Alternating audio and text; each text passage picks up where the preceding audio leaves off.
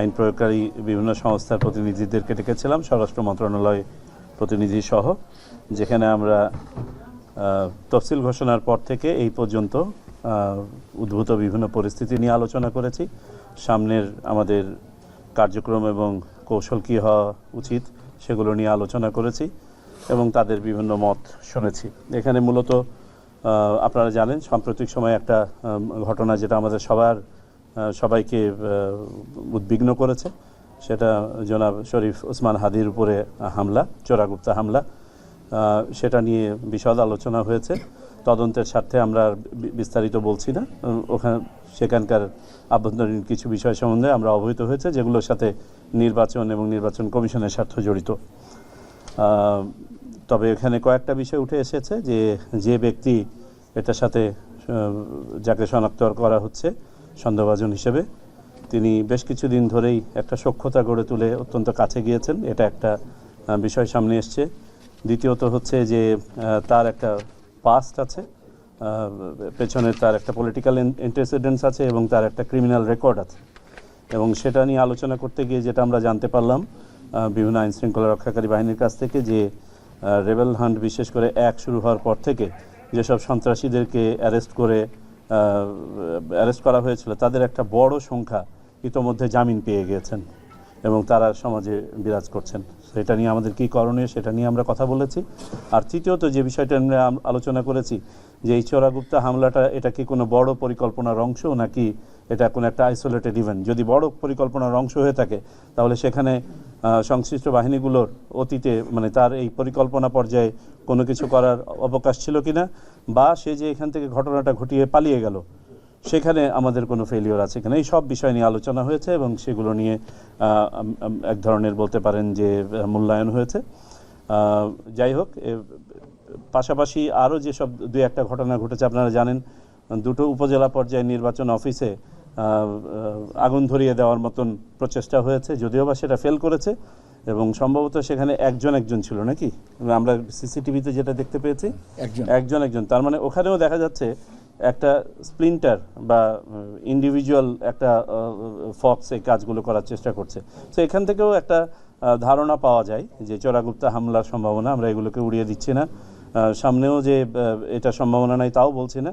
তো আজকের মূল উদ্দেশ্য ছিল যাতে করে এই ধরনের হামলার ঘটনার পুনরাবৃত্তি না ঘটে বা এগুলো যাতে কঠোর হস্তে দমন করা হয়, যদি সে ধরনের ঘটনা ঘটে তারা যেন ধরা পড়ে। আর পাশাপাশি একটা মেসেজ সকল বাহিনীর পক্ষ থেকে সমস্বরে এসছে, যারাই এই নির্বাচনকে বানচাল করার, প্রতিহত করার বা ক্ষতিগ্রস্ত করার কোনো চেষ্টা করবেন তারা ব্যর্থ হবেন এবং যেখানে যতটুকু দৃঢ় হওয়া প্রয়োজন সকল বাহিনী ততটুকু দৃঢ় হবে। নির্বাচন কমিশনের পক্ষ থেকে মেসেজ ইজ ভেরি ক্লিয়ার।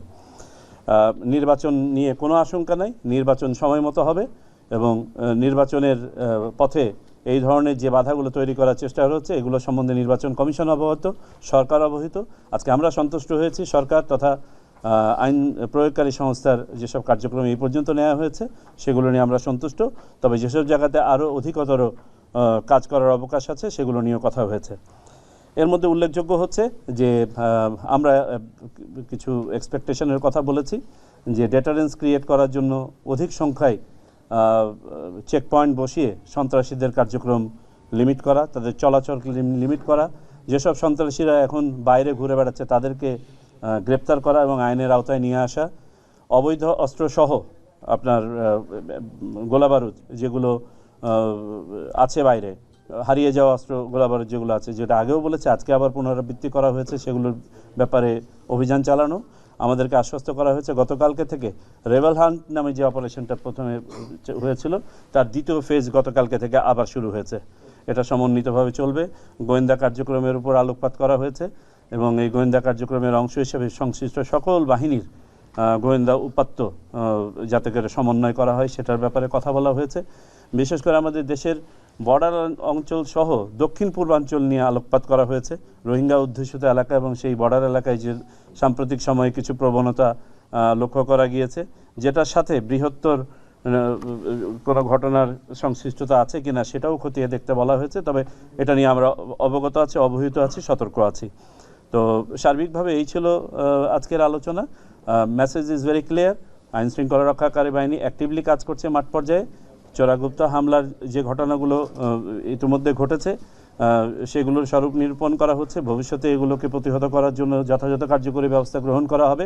তদুপরি একটি কথা বলা দরকার যে যারা আমাদের পাশে এসে দাঁড়াচ্ছেন আমাদের বন্ধু সেজে, তাদের ব্যাপারে আমাদের সবাইকে সতর্ক হতে হবে, বিশেষ করে রাজনৈতিক দল ব্যক্তি যারা আছেন এখন মাঠে। কারণ এই ঘটনাটা আমাদের একটা চোখ খুলে দেয় যে অ্যাপারেন্টলি আমাদের সহযোগী সেজেই কিন্তু আমাদের ভিতরে নাশকতাকারীরা অনুপ্রবেশকারীরা থাকতে পারে, এবং এদের হাত থেকে যদি একটা ঘরের ভিতরে কোনো ঘটনা ঘটিয়ে ফেলে, এই ধরনের ক্লোজ প্রক্সিমিটিতে ঘটনা ঘটিয়ে ফেলে, তারপরে হয়তো তার বিরুদ্ধে ব্যবস্থা নেওয়া যাবে, কিন্তু ক্ষতি তো যা হবার তা হয়ে যাবে। তো সবারই সতর্কতা প্রয়োজন আছে।